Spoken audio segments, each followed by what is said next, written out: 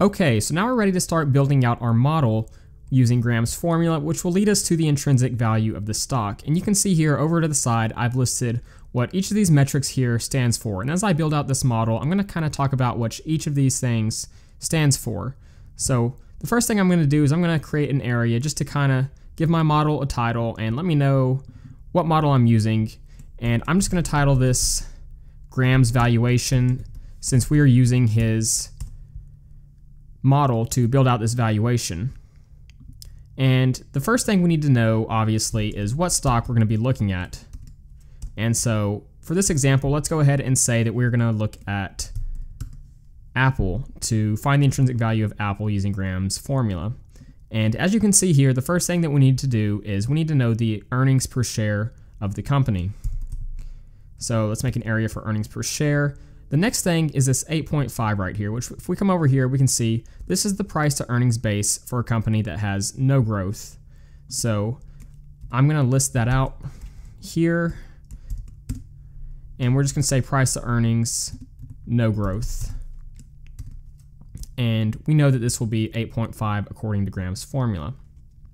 And when we come over here, we can see 2G. So this G is going to stand for the growth rate for typically over about the next 5 years. So I'm going to list two things here. I'm just going to type out growth rate, and then I'm going to list out below this 2G. And I'll come back to this 2G and talk a little bit about this more later.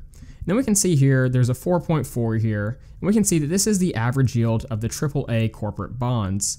And this was the average yield during Graham's time, but it's also applicable still today. So let's go ahead and list this out here. Let's see if I can spell correctly. And then the final thing in this formula is we need to know what Y stands for. So Y stands for the current yield of the AAA corporate bonds, and that'll be something that we have to look up as it changes constantly.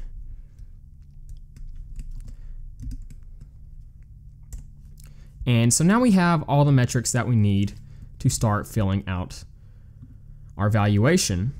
So the very first piece of data that we're going to need about Apple in order to come to this valuation is we need to know its earnings per share. So there's a couple different ways that we can find the earnings per share. The first way we could do it is if we just go to Google, we can go to Yahoo Finance, and we'll pull it up here. And if we come up here to the top, we can just search for Apple.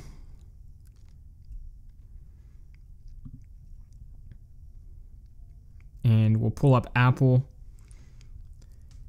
And now we have a page that has some data on Apple. We want to find its earnings per share for the trailing 12 months. And if we look right here, here it is right here. So we can see that it is 5.11. So if we come back here, you can put in 5.11 right here. But another quick way that you can do this in Google Sheets is use the Google Finance function. And if we do Google Finance and select Apple and just type in earnings per share, we can see that this will automatically fill in. So let's say I were to change the stock right here and put in Verizon. Verizon's earnings per share will automatically fill in. So it's kind of up to you how you do that part, but that's just a cool way you can automatically pull up the earnings per share and kind of automate the whole valuation process. And so we can see here, the next thing that we want is our price to earnings for a no growth company.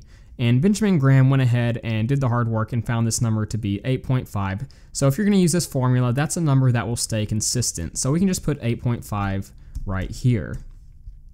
And the next thing I need to do is fix the way I spelt this. And okay, so now we need to know our growth rate. So he went ahead and made the growth rate 2G. So this G stands for growth rate. So we're going to go back to Yahoo Finance.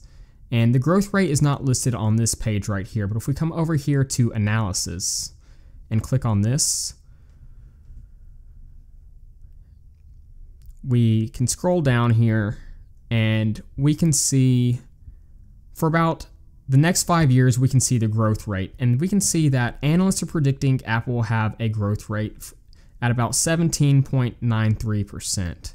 And so this is kind of a number that's up to yourself. So if you feel like that's too high or too low, this is an adjustable number because this is a prediction about the future. For the sake of this model, I'm going to go ahead and go with what the Yahoo Finance analyst believe it'll be, which is 17.93%. And this 2G is just the multiplier for this growth rate. So this is just simply going to be 2. And then we need to know the average yield of a AAA bond, which for this formula is sitting at 4.4. That's kind of the average for all time. But the last thing that we need to know is what Y stands for, the current yield of the AAA corporate bonds. So we need to go back and we need to search for the current yield of a AAA corporate bond. So I'm just going to type this in Google.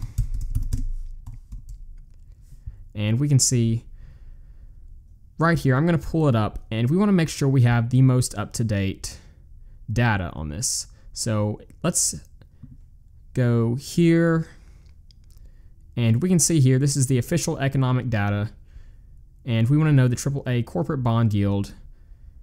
And if we look right now, we can see it is currently 2.57. And this is something that changes somewhat frequently, so it's important to come back and look at this data once you update your model. And so we're going to put 2.57 right here. And now we have all the data that we need in order to calculate the intrinsic value of Apple.